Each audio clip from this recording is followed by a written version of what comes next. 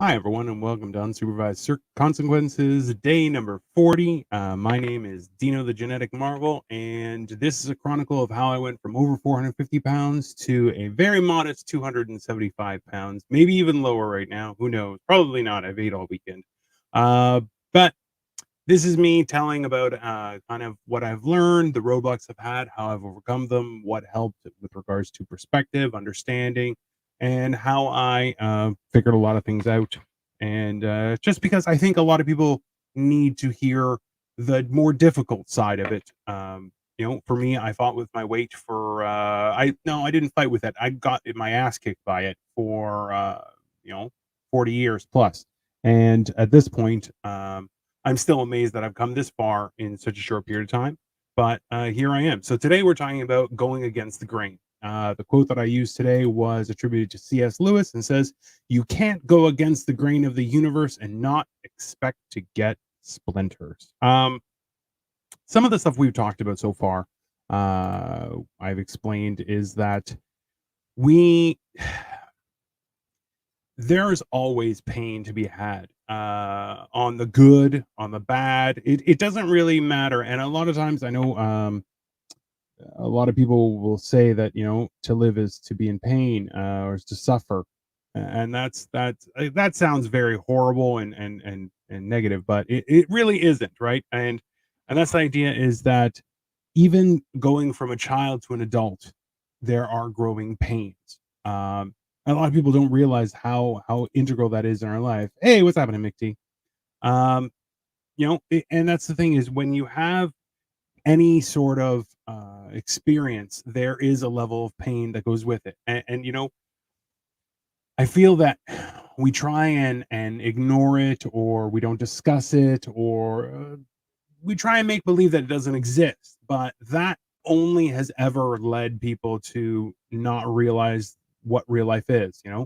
um, I remember finding out that there is actually a hotline for people who visit Paris out of Japan, that are that it's not as romantic and amorous as they're made to believe through movies and Hollywood and entertainment. And that results in them feeling just traumatized, to the point where there's a hotline for them to get back home. And and I was kind of like, that's insane, but also I totally get it, because having been to Paris, I only went for a day. Well, actually, one day and then another day that I went, but and it was a beautiful city, and some of the people that I ran to were very pleasant. And at one point, I tried to ask somebody for directions, and that was a mistake. I'll tell you that right now. And I tried to be like, "Excusez-moi, bonjour," and with a mediocre accent. I don't think it was bad or anything. It was quite some time ago, but still. And just the rude response, and I was like, I'm fat. I get it. But at that time, I was so fat too that people just assumed I was American, which I'm like, that's fair.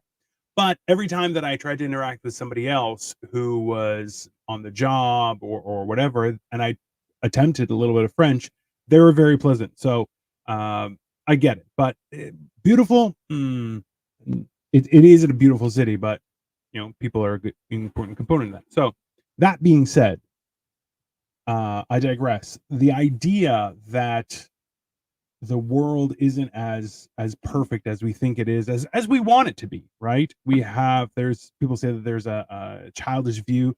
The French eat snails because it's the only thing they can catch. They can catch defeat, right? Catch these hands. No, I'm just kidding. Um, yeah, but that's the whole idea, right? There's one of those things where we're told that life should be perfect, and relationships should be perfect. I remember we were out for dinner with some friends, and we had a few bottles of wine, we were having a great time. And I said, go fuck yourself, to my wife. And we say that plainly, because it's fun, and I have the mouth of a sailor. Uh, and they were like, "Whoa, did you tell your wife to go fuck herself?" I'm like, "Of course I did. That's hilarious." And that's uh it sounds weird, but obviously it's I love my wife, and she loves me. She has no choice. I'm not signing anything to say otherwise. So that being said, though, is people have this idea that life is perfect, and who doesn't want life to be perfect, right? We would those who have those who are parents trying to make it easier for their children. When you have a hard time in your life, you try and make it easier for those around you. When you're going through a hard time, you try not to burden those around you. Unless you're Mick T, he will burden the people around him. I'm just joking, Mick. But that idea that we want it to be easy is unrealistic.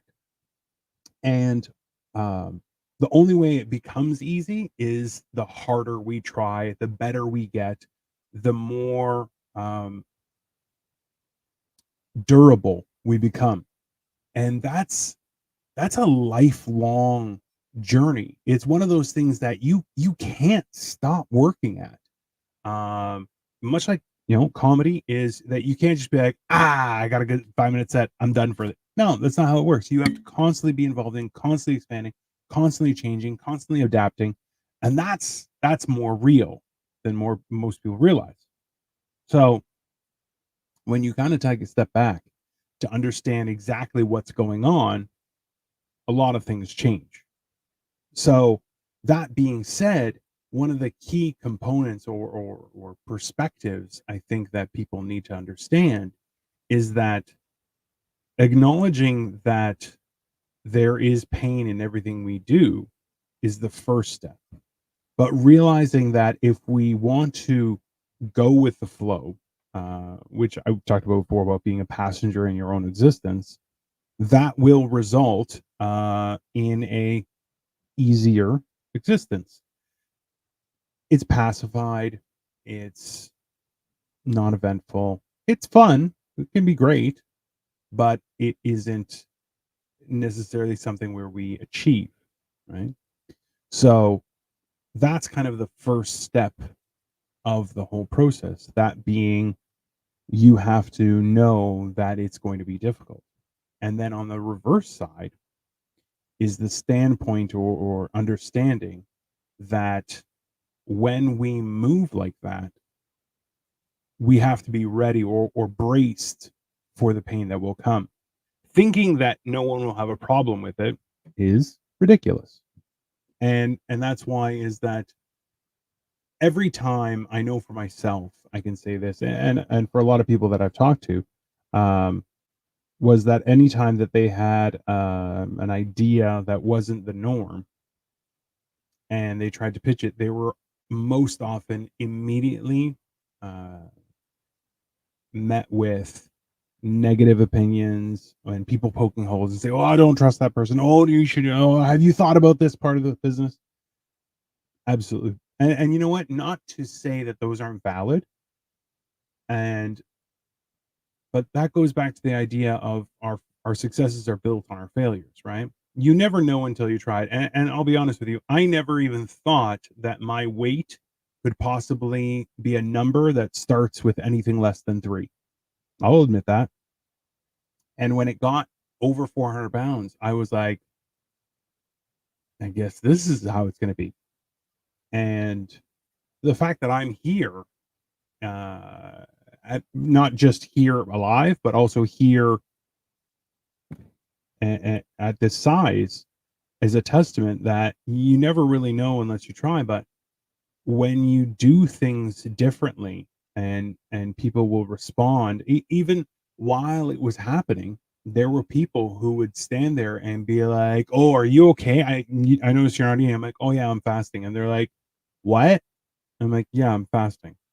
And they were like for the day, and I'm like, "Well, technically I'm on day 2." And they're like, "Oh, that's not healthy." And I'm like, "Okay, thanks. Thank you for your opinion." Right now, mm, my quick response to people like that was also, "Thank you, Dr. Jackass," right? Which is rude. Let's be honest. It's rude. It's crass, and people don't necessarily aren't saying things to hurt us. They're saying things to make sure we're aware, right? Uh, they're trying to care, but not knowing how ridiculous they sound. That being said, it's important that we show appreciation for that. when people try and help. But like I've said before, is most comments don't actually require comment or interaction, and that's kind of the interesting part is being prepared to know that there will be pain is one of the key components to progress. Understanding that there's more to it, that there will be um, difficulty, is the first step in actually being able to overcome something or to meet a challenge. And that way, you can know that more so how to deal with it versus if you'll deal with it. So I think I'll leave it with there is that if we want to change, we definitely have to be of the opinion that there will be difficulty. Knowing how to handle those difficulties for ourselves is key, but wishing that they never come to us is it's foolish, right? So understanding that perspective is key to our progress in meeting new challenges and overcoming them. So if that is what I'll have to say for today.